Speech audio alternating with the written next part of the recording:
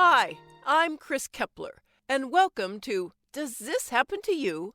I'm an actor, voice actor, audiobook narrator, and writer. I love telling and sharing stories about the strange experiences my friends and I have while doing mundane things like grocery shopping.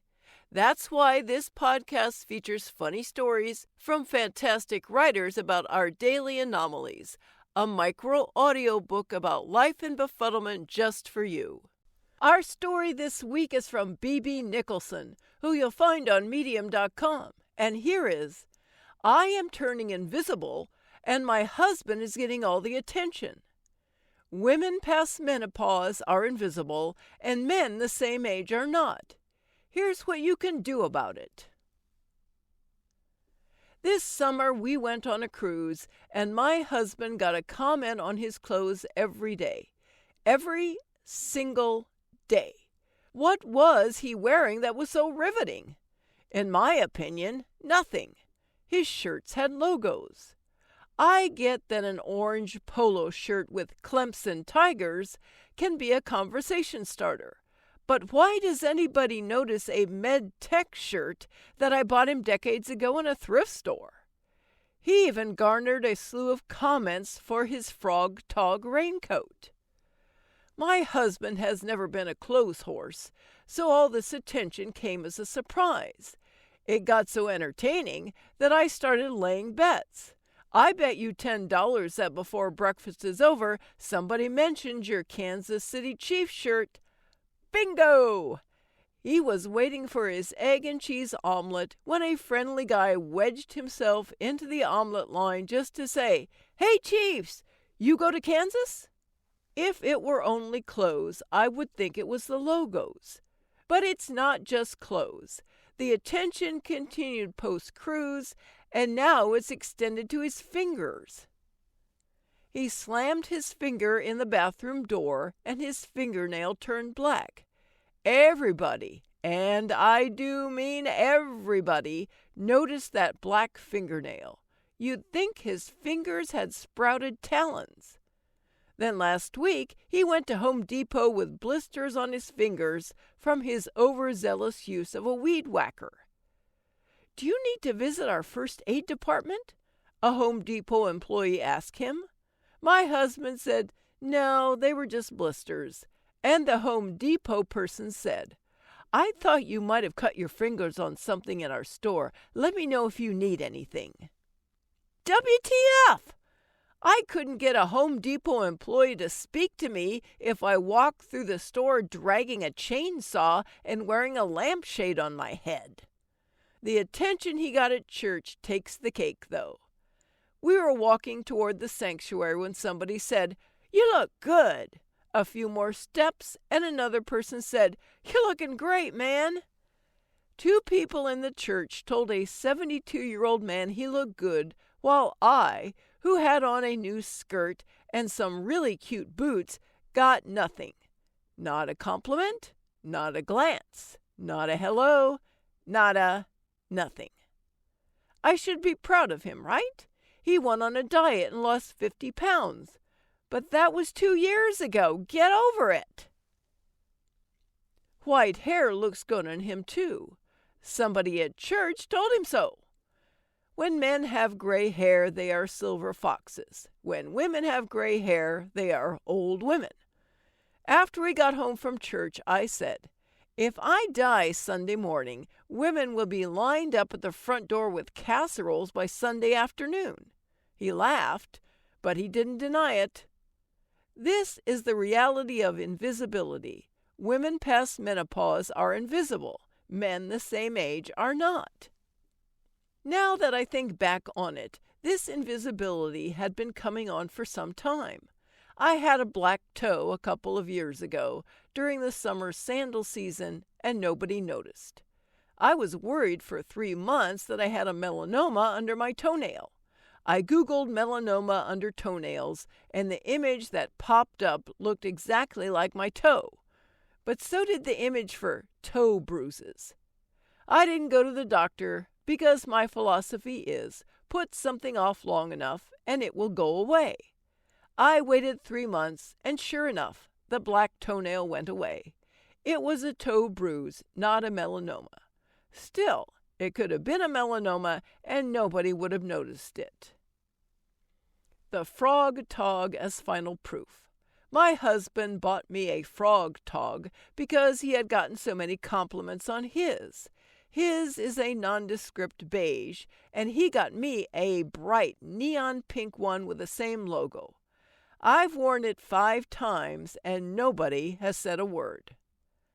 I decided to do an experiment to test my new theory of invisibility. As my husband and I were taking our walk, I carefully observed everybody who said hello. They were all looking at him when they spoke. Not a glance my way. They weren't speaking to me. I was invisible. My new superpower. Maybe you think I'm being paranoid, but Lori Notaro wrote a book about this same phenomenon. It's called Excuse Me While I Disappear, Tales of Midlife Mayhem. If you haven't read her book, you should, because it's hilarious. Notaro first noticed she was invisible when she accidentally walked out of the grocery store with a bag of russet potatoes. She hadn't paid for them, and nobody stopped her.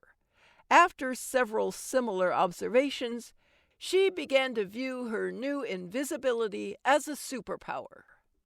After the initial shock of discovering I was invisible, I decided to take Notaro's advice and view my invisibility as a superpower too. And I discovered there are a lot of fun things you can do with this superpower.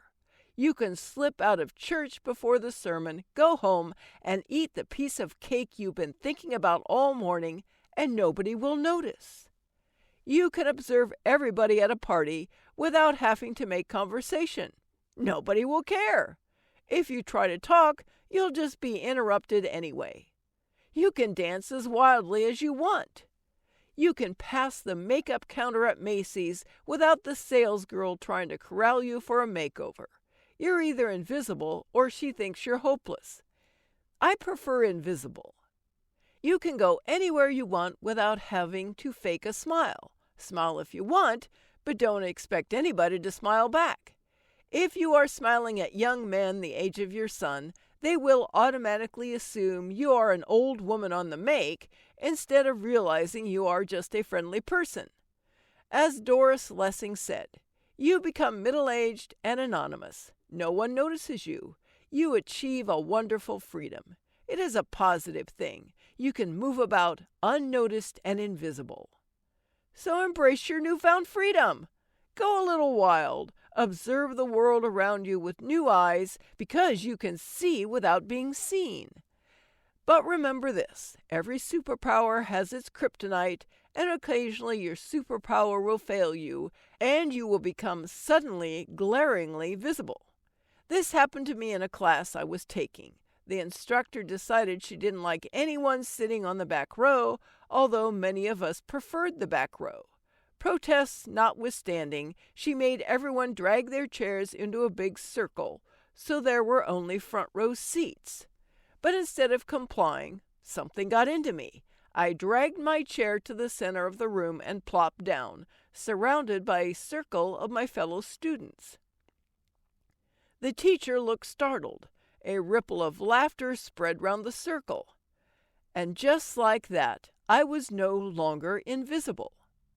Note, my mother-in-law would have approved of the chair incident. She was never invisible, even in old age, because she always sent her food back in restaurants or asked to be moved away from the fan after everyone else had sat down. My invisibility failed me again this morning. My husband is out of town, so I walked by myself. Charging into the cold November air, I was focused entirely on exercise and nature. I fully intended to speak to no one. I was depending on my invisibility to make sure people left me alone. But it didn't work. Everyone I passed smiled and spoke. Was it because I didn't have the silver fox with me? "Hello!" shouted a man walking a golden doodle. Another man smiled cheerfully when we passed, even though I had been focused on staring at the sidewalk. Someone else stopped to talk, interrupting the flow of my thoughts. So you see that not everything is set in stone. Invisibility comes and goes, sometimes through our own ill-timed actions, and sometimes through no fault of our own. Either way, enjoy it. Being invisible is freeing, but if you decide you don't like being invisible, you can always put a blue streak in your hair or start sending all your food back in restaurants. Thanks so much for listening. If you enjoyed the story, let me know and share it with your friends. Follow me at Chris KK Aria on Twitter or Chris K. Kepler on Facebook. Or check out my website, www.chriskepler.com.